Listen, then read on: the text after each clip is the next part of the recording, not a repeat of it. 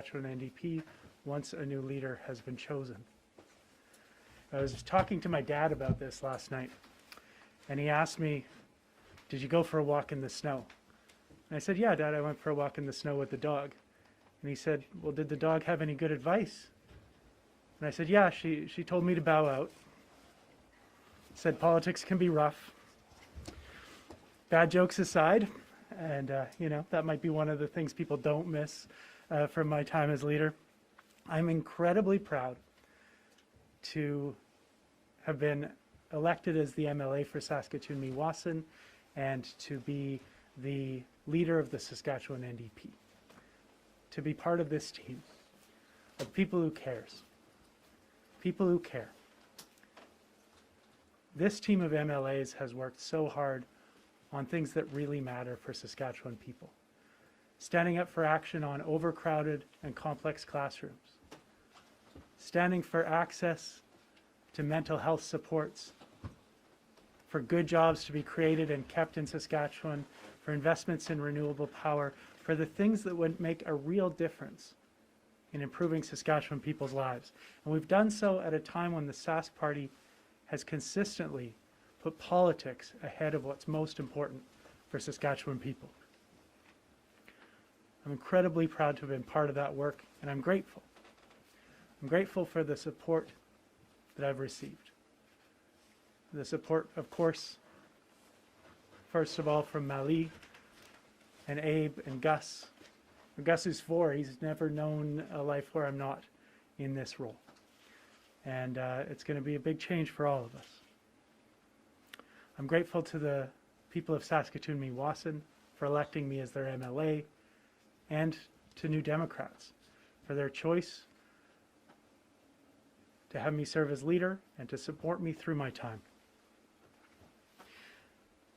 And as I said, I'm very proud of the work that we've done as a team over the years, but it would be foolish to not mention what we've been through. You know, you're standing in this office.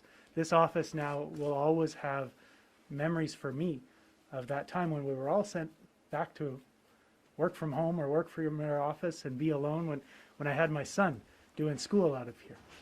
The pandemic has had so much impact on all of our lives.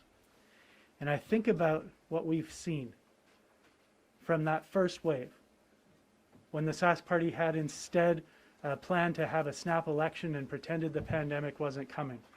And we stood up and spoke up boldly and clearly that we needed to act and protect Saskatchewan. In the second wave, when we were hit so hard, we're in seniors' homes that we'd been raising the alarm about for years, saw dozens and dozens of people lose their lives, preventable deaths. The third wave, when Regina was shut down after Scott Moe saw the modeling that showed the cases were on the rise and still chose to relax restrictions. The fourth wave, when again he ignored the evidence, and we ended up seeing people have to be shipped halfway across the country to get care, thousands losing access to essential cancer care, surgeries, and more. And today, here we are in the fifth wave. We don't even know what's truly going on. We know over 40 people died from COVID in the last week. We know that the situation continues to be serious, that Scott Moe is hiding the numbers, and he chose to refuse to act to protect people and instead pander to extremes, pander to those who would break the law rather than support the health of all Saskatchewan people. So I have no regrets about speaking up for public health action. I have no regrets about saying we have to be courageous and tell people the truth and not simply pander. The only regret I have is that we weren't able to force this government to take COVID more seriously, to act to protect people's lives, to protect our health system, to protect people's jobs. Scott Moe has failed us, and I'm sorry we weren't able to force him to do better. But as I've been thinking about this, because I know that this pandemic is going to end, and no one can say exactly how or when, but I feel with the widespread availability of vaccines and therapeutics, we are on the brink of a new phase. I'm excited about that new phase. But I did take that walk in the snow the other day, and no joking, I really was thinking about Peloton. and how at the beginning of the pandemic, everybody wanted the indoor exercise bike. That was the thing. And now nobody wants one. And I get it. People want to move on from this time. And as someone who's become so associated with masks, with mandates, with calling for the tough things that needed to be done, I know it's going to be very difficult to no longer be associated with that at a time when people are looking for something new. I believe that we need a new voice, and I believe Saskatchewan people are looking for one. We have seen an incredible growth in support for New Democrats. Scott Moe and the Sask Party are tumbling in the eyes of Saskatchewan people. The right wing is fracturing as they fight among themselves. There's a real opportunity for us to do what we truly need to do, which is get rid of the Sask Party, bring in a new Democratic government, new Democratic governments that have shown throughout our history that they can clean up the mess left by Conservatives and make the wise choices to improve the lives, to put people first. That's why today I want to make sure that during that opportunity I'm able to help and not hinder, that we're able to truly establish that new voice and new vision with a new face. That's why I've asked Sheila Whalen, who's here today. She's the president of the Saskatchewan NDP. I've asked her to speak to the executive and to call a leadership race. I hope that it will happen soon so that quickly we can have a new leader. And when that new leader is chosen, I will gladly step aside and support that new person as we move towards a new Democratic government in 2024. With that, I'm happy to take your questions. Will there be an interim leader? No, when there's a new leader selected, I will move on. So for this coming session, I will be the leader of the NDP. Are you going to support anyone, like give him the blessing? No, the members will decide. I'll cast my vote, and that's about all I will do to influence who becomes the new leader. Do you intend to stay on as the MLA for Saskatoon-Mewassen? I hope to. Obviously, we'll see how that works. A former leader can be a help and can be a hindrance. I think those will be important conversations to have when a new leader is chosen. Is it your call to stay on as interim leader? It is my call. I guess I'm not interim leader. I'm not stepping down as leader until a new leader is chosen, and we've discussed that with the caucus. Everyone felt that was the best choice. Why step down now after a by-election with low voter turnout after the main election? You know, it's something I've been thinking about for a while, Nathaniel. The by-election was scheduled and needed to take place, but it's really that larger question about what kind of a voice we need going forward. What does it say about politics in this province that many healthcare workers, doctors, scientists are lashing out at the Sask Party for their governance, yet the NDP can't win back their old seat?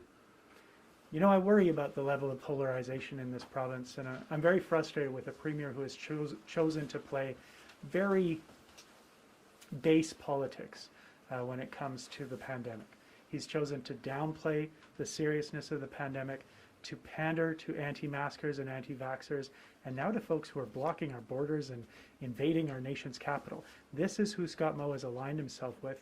He's allowed more space for misinformation. He's actually lied about whether or not vaccines work. This is a person who has created a great deal of division in Saskatchewan. There was a moment at the beginning of this pandemic. I remember being in this office and writing a letter to Scott Moe saying, let's work together. Let's get through this together. That was the language we were all using. Instead, he's chosen a path of division. And today, I'm announcing that I'll be leaving.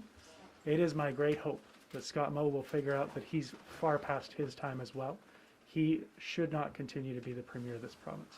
So I'm curious, like as far as an ideological directions for the party, where do you think that the NDP should head? I mean, do you think they should head more progressive? Do you think they should head more centrist? I mean, just as far as actually looking to either increase seat count or form government. You know, I see what has happened with polling in recent months, that a steady, sensible, clear opposition is really making gains. And now we need to have a new voice who's able to articulate what the vision is for after this. What did we learn from COVID-19? And how do we plan a future that will really make a difference in people's lives that will allow us to show that we've learned those lessons. And I think the new leader will have a great deal to do with what that direction looks like. You invoked Trudeau Sr. there, talking about the walk in the snow. I wonder, though, how long have you been considering stepping down since the last general election?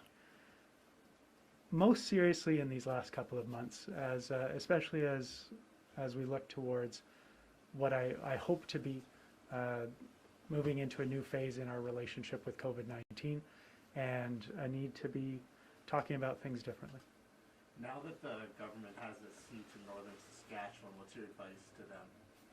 Well, I spent many, many days knocking doors in northern Saskatchewan, and I spent years working up there as a doctor. That is a part of the province that has been neglected and taken advantage of by this government. And I would ask Scott Moe to do more than just fly in for half an hour and actually go spend some time, go visit people in their homes, understand that that's one of the areas with the most poverty in the entire country. It's an area that struggles with mental health. It's an area where there are opportunities for people, but only if a government takes them seriously. And that would be a very great change from this government if they showed any true attention to northern Saskatchewan. So if you could give one piece of advice to the upcoming leader, just from your time as party leader, what would that be? Tell the truth. Keep being honest with Saskatchewan people. Be direct. It may not seem like the right thing. It may not seem like the most successful thing to do politically, but people respect integrity. They respect when you're genuine and sincere. And I believe that's at the heart of who New Democrats are. You called the opposition steady and sensible, and said that was your direction, that's how you were making gains. I think this is now the fourth leadership race since Lauren Calvert retired in 2008. Yep. Why should Saskatchewan people trust the Saskatchewan NDP if the leadership has been changing so frequently? Like, that doesn't seem very steady. I think we've been, especially through this pandemic, incredibly consistent when it comes to our vision for how you get through a difficult time, where you listen to the experts, where you make the investments in people, where you make sure you help everyone. It's that consistency of message that's going to be so key going forward, that we don't lose sight of why we made the hard calls these last couple of years and what is at stake as we go forward, as we've learned so much about what's not working in our healthcare system, in education, in the vulnerability in our economy, in the way we treat the most vulnerable in this province. And there's a truly important message to be shared there, and I think a real opportunity for Saskatchewan people to see at a time when Scott Moe was straight up lying to Saskatchewan people, when he has made choices that have cost people their lives, cost many others access to health care. There's a real difference there, and that's a difference that people can trust. With respect, that consistency of message hasn't been resulting in electoral victories. How do you get electoral victories going forward?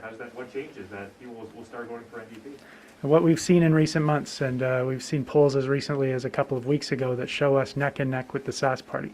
I firmly believe we're on the edge of a breakthrough for the NDP. I'm also watching what's happening with the Sask Party and the way they are moving in a Republican Trump direction, a direction that is offside with the majority of Saskatchewan people. I believe that the appetite for change is growing, and I want to be part of making sure that that appetite for change is in no way hindered by whatever baggage I may carry, but that a new leader and a new voice is able to get it over the line. I'm here for the assist, if not the goal. You just talked about the baggage that you're carrying, and you talked about that internal polling showing that you're on the brink of breakthrough. The implication to me would seem to be that that internal polling doesn't speak as highly as you as a leader as it does as the party in terms of popularity. Is that a correct interpretation? Does that contribute to your decision to step down? No, in fact, the popularity numbers, approval numbers for me have continued to grow over recent months. But I do see in my own interpretation, my own understanding of where the province is going and what the demands are going to be in the months and the couple of years ahead to the next election, that there's a limit to that. And I think that there's someone else who can carry this more successfully. I mean, speaking as devil's advocate, I mean, you can certainly see, like in say rural Saskatchewan, that there is, you know, a decent amount of support for arguments that are being advocated by the Freedom Convoy, just in this province. Do you think that it is a good thing to give those people some sort of voice? I think it's incredibly irresponsible for a premier of Saskatchewan to lie to people about vaccines, to misrepresent sensible public health measures as somehow an infringement on people's freedoms. That is something that not only creates more polarization, creates the sort of behaviors that we're seeing with the convoy and the blockades and the occupation of Ottawa, it also results in more people dying. So there is a responsibility when you're a leader not to cave into the extremes of opinion because that might be popular. There's a responsibility to tell the truth. That's a responsibility that Scott Moe has not upheld. You mentioned that you've been thinking about resigning for quite some time. What's the final straw? Like, what's the final straw that made you decide? You know, it's hard to really put a finger on it. There just comes a moment when you know. Any more questions? I have No. one. I got one more. Yeah, you're casting this not as a loss. You're casting this as a chance to turn a new page for the party and to move into a next phase for the NDP. As the verge of a breakthrough. You're almost casting this as this is almost a victory in some way. But from an outsider might say that this is another NDP leader stepping down after being unable to make gains in the House. So how do you convince that person that this is actually a positive step, that this is progress? You know, when we talk about some degree of loss, obviously I personally will feel some degree of loss. This was, you don't become the leader of the opposition to stay leader of the opposition. You do it to become premier. And you know, that's not going to happen. And that there were people who had a lot of hope in me, people who have put a lot of effort and support behind the campaigns that I've been part of, and I'm really grateful for that support and sorry for those who I'm disappointing today. But I do feel that this is the right choice as we have an opportunity, as I take a clear-eyed look at where we are politically in Saskatchewan, that I have, through this pandemic, as a doctor, as a political leader, as a person of Saskatchewan, I've spoken loud and clear and said some things that were hard to say, and I think are going to be difficult for people to move on from at a time when everyone is looking to move on. And this is an opportunity for Saskatchewan New Democrats to have a new voice, and for people of Saskatchewan, because it's not like people are impressed by Scott Moe or the Saskatchewan Party, but they're looking for a real alternative. I believe this is the opportunity for the NDP to be that real alternative, and I'm here to help. Close enough, I'm good. Okay. En français. En français maintenant, M. Meili.